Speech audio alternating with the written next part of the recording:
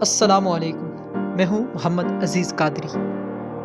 Professor doctor محمد طاہر القادری کے خطاب سفر انقلاب میں سے جو پوائنٹ آج ہم پڑھیں گے وہ ہے یہ شہادت گہے الفت میں قدم رکھنا ہے۔ تو آئیے سماعت کیجیے۔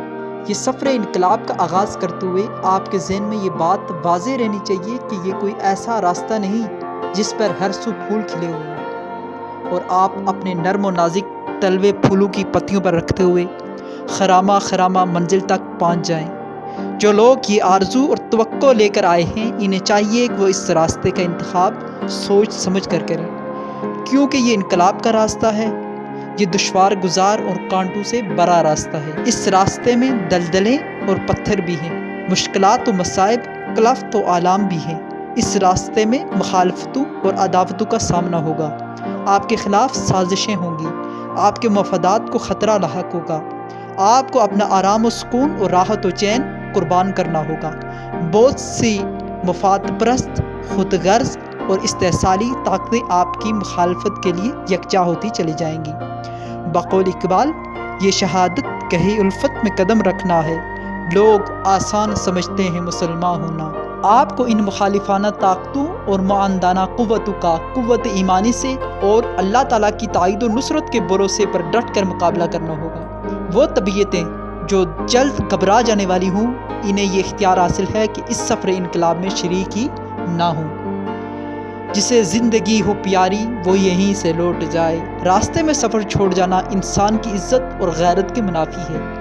آغاز کار ہی میں اس فیصلے سے کہ یہ سفر میری طبیعت کے لیے موزوں نہیں اور میں اس راہ پر نہیں چل سکتا، ہتک یا سبکی کا کوئی پہلو نہیں نکلتا۔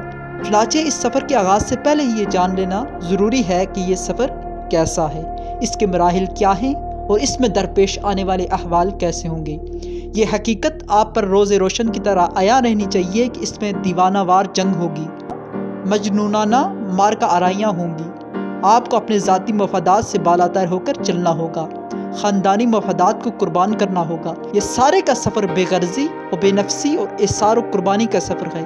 یہ انقلاب کا راستہ ہے، پھولوں کی سیج نہیں، کانٹوں کی سیج ہے۔ اس میں جان و مال اور عزت و آبرو کا نذرانہ بھی پیش کرنا پڑ سکتا ہے۔ غرض یہ کہ یہ سوچ کے اس راہ پر قدم رکھیں کہ امت مسلمہ کی گردن پر مسلط باطل، طاغوتی، استحصالی اور سامراجی طاقتوں کے ظالمانہ اور سفاکانہ پنجوں کی گرفت کو ختم کرتے ہوئے اگر آپ کا سب کچھ بھی لٹ جائے تو آپ مسکراتے ہوئے لٹا دیں گے، اس یقین کامل کے ساتھ کہ اسی میں اللہ تعالیٰ اور اس کے رسول صلی اللہ علیہ وسلم کی رضا اور خوشنودی ہے۔ اس انقلابی عزم اور جواں حوصلے کے ساتھ سفر انقلاب کا آغاز کریں کہ زندگی کا ایک ایک لمحہ زبان حال سے پکار اٹھے، جس میں نہ ہو انقلاب، موت ہے وہ زندگی، روح امم کی حیات، کشمکش انقلاب۔